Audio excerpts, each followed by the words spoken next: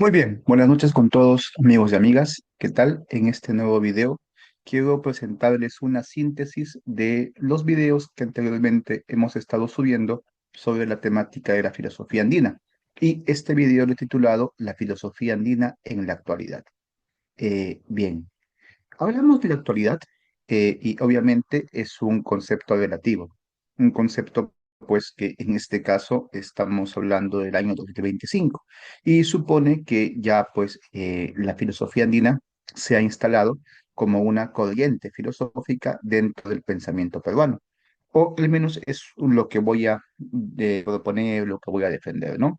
Que ya dentro de las diferentes formas de hacer filosofía en el Perú, como puede ser la filosofía analítica, la fenomenología, la hermenéutica, el marxismo, etcétera, podemos también ir contando a la filosofía andina como una creación propia, como una manera de reflexionar, como una manera de ejercer la filosofía que puede distinguirse de las diferentes orientaciones.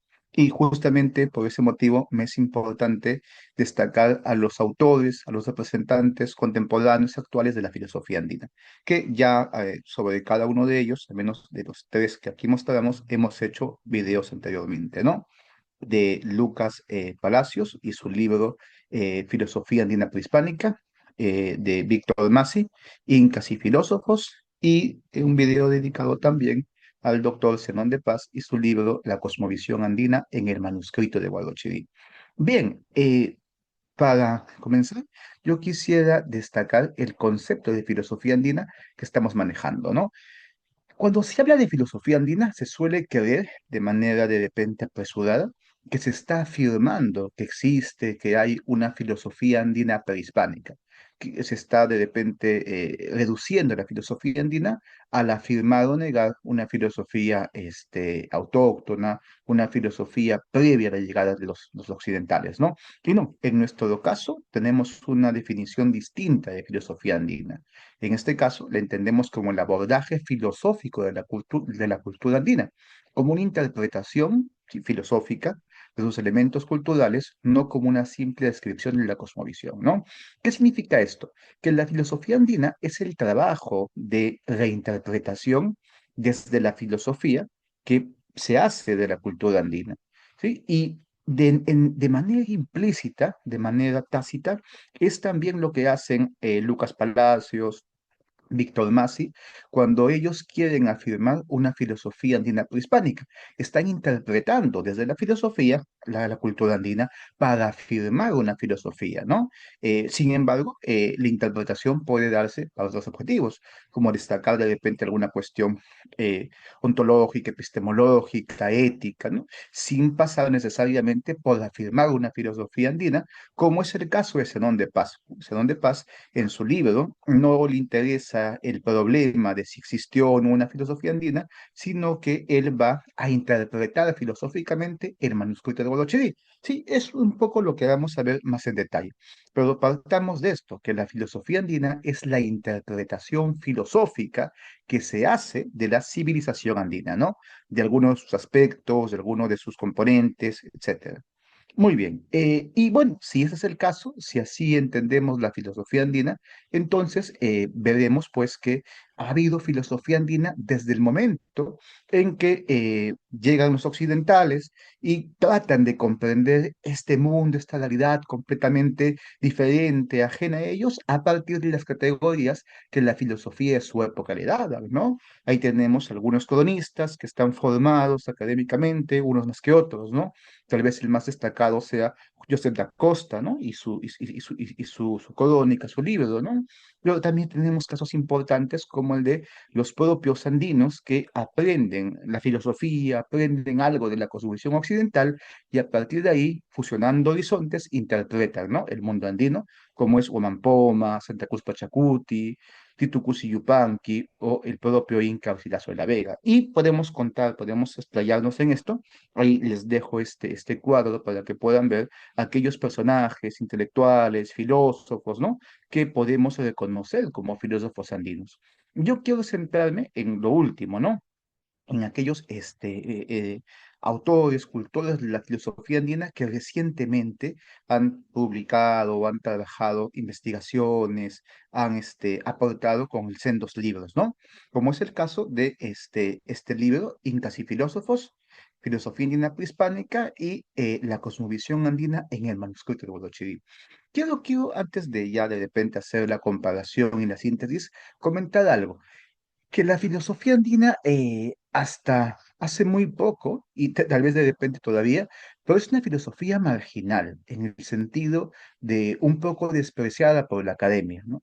Una filosofía que todavía está luchando por hacerse un lugar, por hacerse un puesto dentro de la filosofía oficial, diríamos. Parto de una anécdota, ¿no? Que el propio Joseph Stedman me comentó.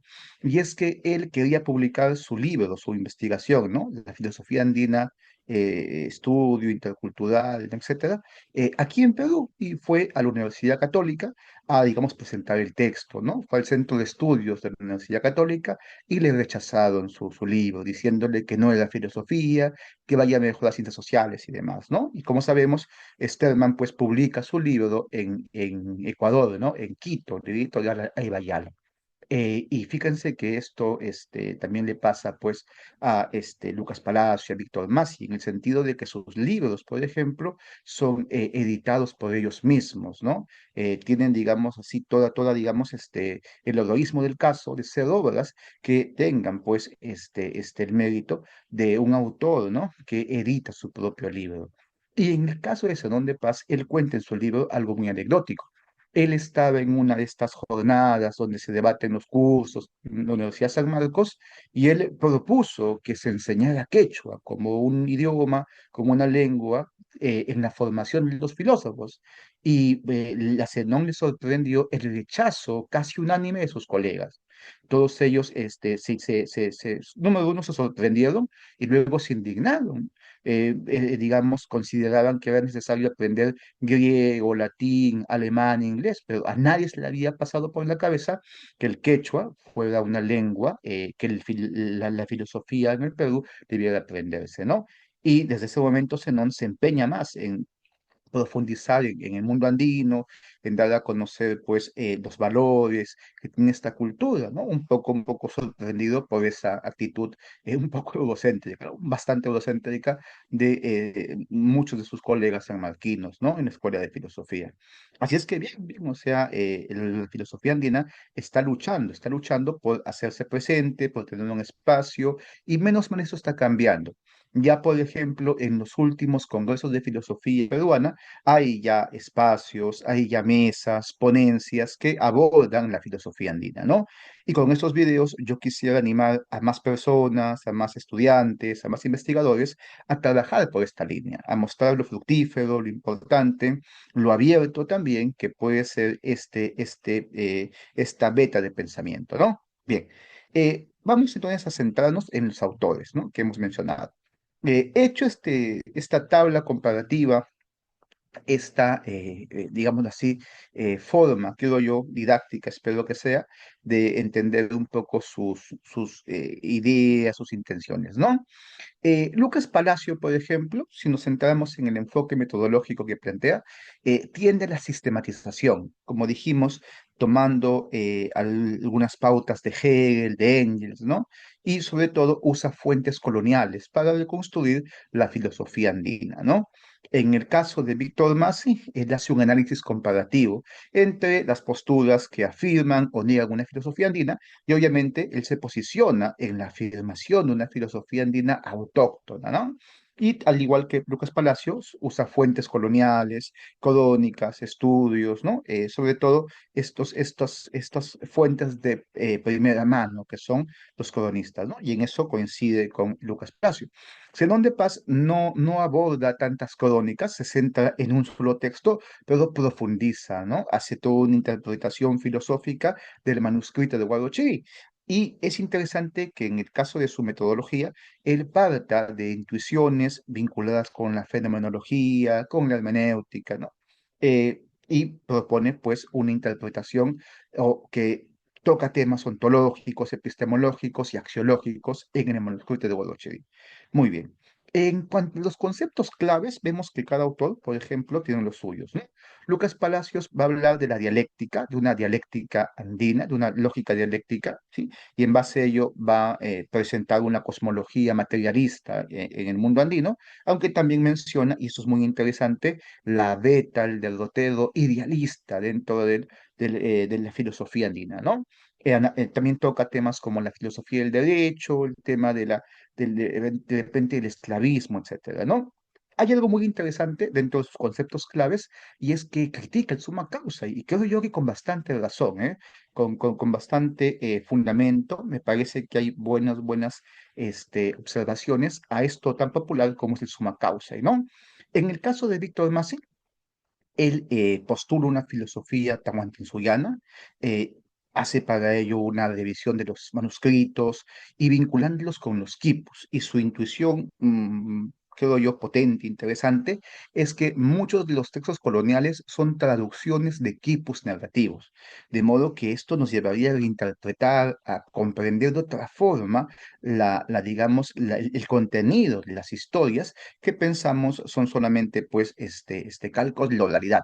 No, sino que parecería que hay una traducción de escritura andina en el equipo a la escritura pues alfabética occidental, ¿no? Y es muy interesante cómo Víctor Massi destaca el tema de la mauta y lo equipara con el filósofo, ¿no? Y nos habla de una tradición sapiencial andina. En el caso de Zenón de Paz, sus conceptos claves son bastante claros en su presentación. Son cinco, ¿no? Pacha, Huaca, Llana, Cámac y Yachay, que a su vez son categorías que componen, diríamos, la ontología andina. Son categorías básicas, fundamentales, a partir de las cuales quiere comprenderse, ¿no? Todo el universo, la cosmovisión del hombre andino, tal como se muestra en el manuscrito de Godochevy. Bien, en cuanto a la visión filosófica, bueno, en el caso de Lucas Palacio tenemos un materialismo empirista, ¿no? Ahí en su texto, el materialismo es la filosofía que guía, que ordena, y a partir de la cual también se valora el contenido de la cultura andina, ¿no? Y sobre todo enfatiza, pues, ¿no? Dentro de su visión filosófica, ciertos tópicos marxistas, digamos así, tradicionales, como el tema de la estructura social, del despotismo inca, la propiedad, etcétera, ¿no? Esto más en la parte, diríamos, más antropológica de su libro, que es la parte, creo yo, que tiene más problemas. En cambio, la parte, para mí, valiosa, extraordinaria, es la parte donde habla de la naturaleza, ¿no? Muy bien. En el caso de Víctor Massi, él, en su visión filosófica, busca reivindicar la filosofía andina como una tradición legítima, como una forma propia, sui generis, de hacer filosofía, como una manera de filosofar que no tendría por qué reducirse a lo que Occidente entiende por filosofía, ¿no? Y como dijimos, esto lo plantea o trata de sustentar esto en un análisis textual, ¿no? De los textos corales. Bien, y en el caso de Zenón de Paz, su visión filosófica es bastante rica. Él parte desde la hermenéutica, la fenomenología, el estructuralismo, etcétera, y a partir de ahí compone una visión holística y relacional del pensamiento andino, ¿no? Destacando aspectos importantes como la sacralidad, el tema de la vida, ¿no? El conocimiento como una cosa sapiencial, son claves en su comprensión. Yo diría que en el caso de Salón de Paz es más visible, es más fructífero también su enfoque filosófico, ¿no? El enfoque filosófico es plenamente consciente, plenamente trabajado en el caso de Salón de Paz, y eso pues hace que su texto muestre con claridad la conexión entre la filosofía y la cosmovisión andina, ¿no? Muy bien. Ahora en relación a las críticas, yo diría que en el caso de Lucas Palacio encontramos un cientificismo excesivo. ¿A qué me refiero? A que este autor utiliza la ciencia como criterio, como parámetro para evaluar y valorar, ¿no? Lo que el mundo andino puede ofrecer. Es eso lo que también le lleva a una desatención de lo religioso. El fenómeno religioso está comprendido de una manera problemática, no está tocado muy a profundidad. Y una cosa que es también lamentable es que no hay un diálogo con otros filósofos que ya hicieron trabajos similares, pues, ¿no? Esto es una constante, vamos a contar al final un poco de esto. En el caso de Víctor Massi, yo creo que hay un uso impreciso de categorías filosóficas, sobre todo de la propia concepción de filosofía, que no queda muy claro qué cosa es la filosofía para que pueda también hablarse de una filosofía tahuantinsuyana, inca, ¿no? Creo yo de que ahí falta ver que la propia filosofía es un problema que hay que resolver primero para poder luego hablar de una filosofía inca, una filosofía tehuantinsuyana, etcétera. Y otra gran falencia del trabajo de Víctor Massi es la ausencia de un estudio sobre la religiosidad andina, ¿no? No hay eso, y es algo que comparte con Lucas Palacio, ¿no? No sé si una entrada cientificista, ¿no? Pero sí una entrada que desatiende al menos el tema religioso. Caso contrario al texto de Sanón de Paz, donde lo religioso está tratado con el término huaca, y por el contrario, ¿no? La religión es atendida, es considerada, es puesta como una clave para acceder al mundo andino. El problema con el texto de Zenón es que es un enfoque, una propuesta compleja. El análisis que hace del manuscrito de Guadalquivir no es lineal y por tanto es difícil para un principiante, ¿no? Es una cosa que puede marear a más de uno que no esté empapado con la filosofía del siglo XX, ¿no? Y obviamente con el conocimiento del manuscrito de Guadalquivir. Y bueno, también en el texto de Zenón de Paz he criticado que la perspectiva dialéctica sería muy útil para comprender ciertos aspectos andinos y que lamentablemente Zenón no considera, como lo relativo al caso del llana. Y bien, una cosa que sí, miren, es común a los tres, es que no hay un diálogo entre ellos, no hay una retroalimentación de sus obras que enriquecería más sus proyectos, ¿no? El primer libro en aparecer fue el texto del doctor Zenón de Paz, el manuscrito de Guadalquivir, no, la cosmovisión andina en el manuscrito de Guadalquivir, texto del año 2015, ¿no? Diríamos que es un texto que inaugura, ¿no? Digamos, una época de la filosofía andina, ¿no? Un texto, pues, que no considera mucho el diálogo con otras propuestas que ya anteriormente se han dado, ¿no?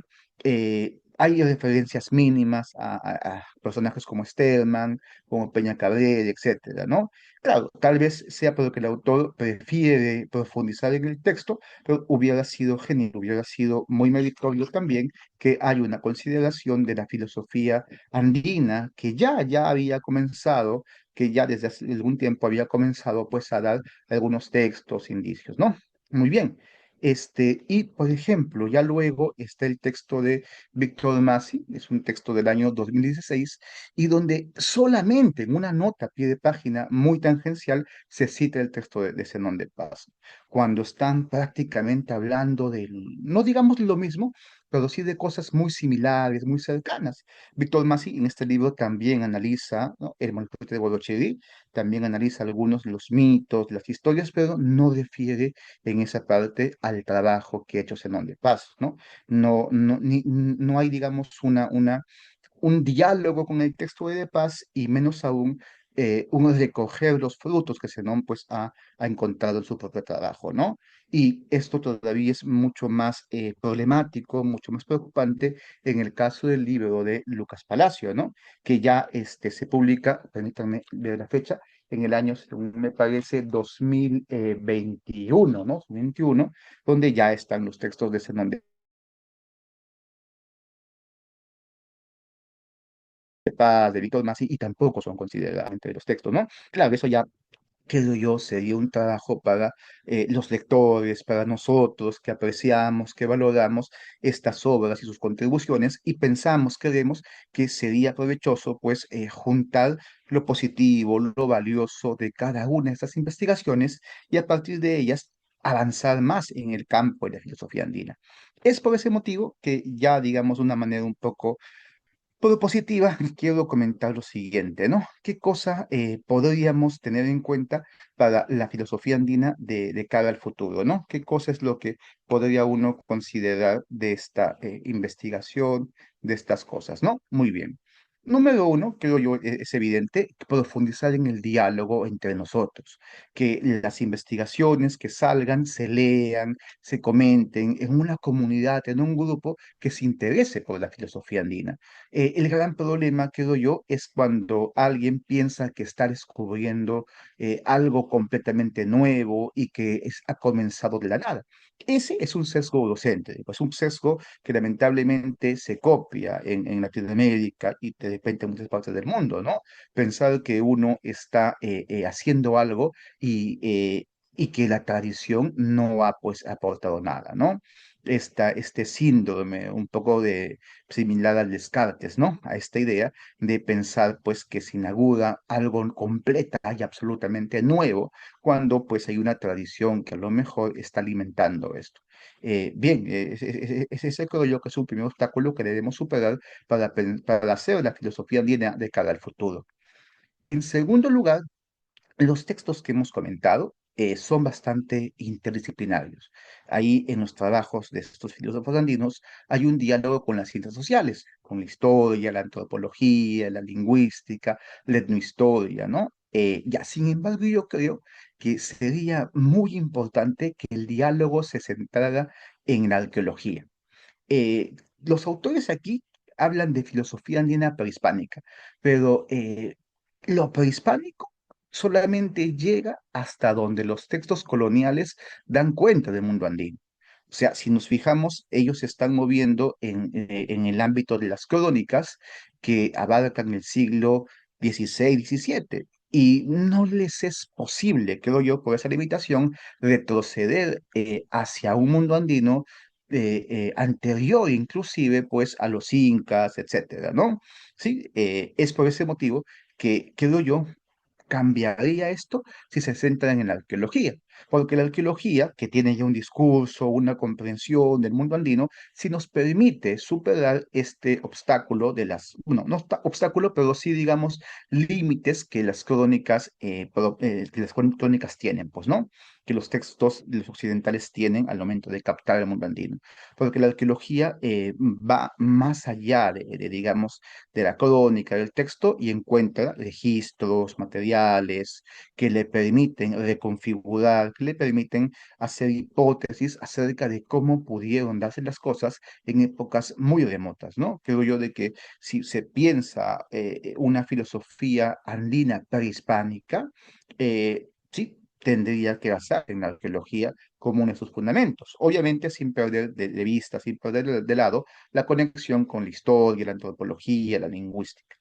Bien, en tercer lugar, yo creo que es importante explorar nuevas fuentes y metodologías, ¿no?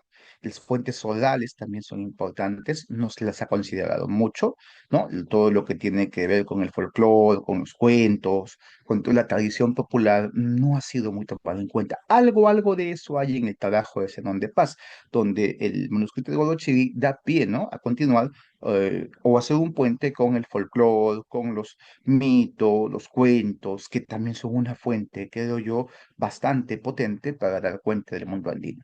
Y en cuanto a las metodologías, creo que es necesario pensar un método para hacer la filosofía andina. Y eso se logrará cuando podamos, por así decirlo, apropiarnos de todo el tema, todos los aportes que traen las filosofías occidentales, ¿no? Hacer un puente con ellas para poder beneficiarnos de sus adelantos metodológicos, ¿no?